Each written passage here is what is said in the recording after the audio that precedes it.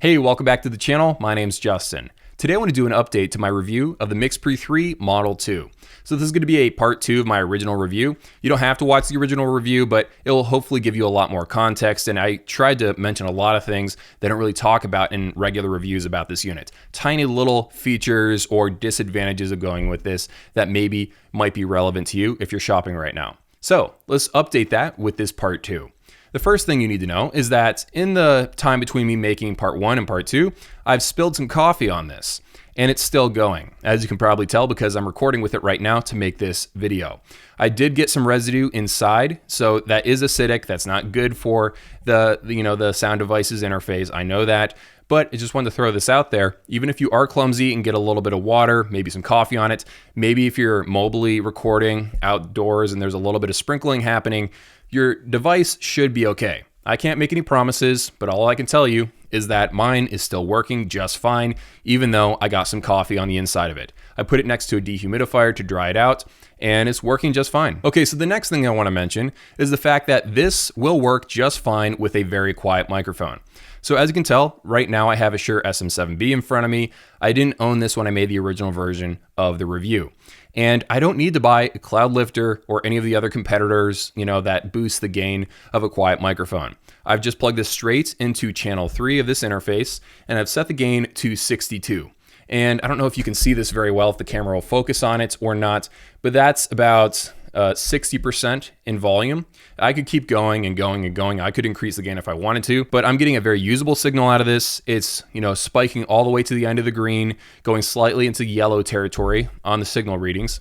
And then inside of Premiere Pro, I'll use compression and I'll use some EQ to adjust the sound a little bit from there, maybe also increasing the gain, who knows. But I'm getting a very, very usable signal, even with a incredibly quiet microphone like the Shure SM7B. The next thing I want to mention is the fact that this will not turn off if you're recording. So it's recording right now for the video. I'm going to turn it off, and it's still going. I'm going to turn it back on. And that's just a nice safety feature in case you're clumsy, if you're not thinking, you didn't get enough sleep before a shoot or a YouTube video you're trying to record. It's a nice feature to have. And the final thing that I want to address is batteries. So in my last version of this review, I was talking about how I use the L-mount battery. I think this costs like 80 bucks. I broke my first version of it because this fell on the ground and a piece of the plastic snapped. So I had to buy another one, and I was just sharing my experience in that way. I love the battery slide because you can use 2 L-mount batteries here and here. And that is freaking amazing. Just one of these L-mount batteries can power this thing for hours upon hours. And then 2 of them, you'll never run out of battery. So that's awesome. But I wish they made the sled out of something slightly different, or maybe designed it slightly different so it has less potential to break. You guys were bringing up over and over again, something that I also mentioned in the review, that you can be powering this by USB-C. So you can plug this straight into a cell phone charger battery pack you can buy at Walmart, or a fancy one that you buy somewhere else that's more expensive. So this definitely unlocks the capability of making this last forever. And of course, you can just use a cell phone charger to keep this running indefinitely into a power outlet on your wall. But the reason why I want to bring this up is that the reason why I haven't gone that route is that I don't want it to accidentally become unplugged. I really do not want that to happen because I'm a one-man band. I have to do all this shooting, and I am standing in front of the camera, so I can't be watching this. I can't, accidentally have a thing where someone walks in front of it and bumps the wire, and oops, it accidentally became unplugged. I can't let that happen. And also because I use this with a camera on top of the unit, there's actually a camera mount right there, as you can see.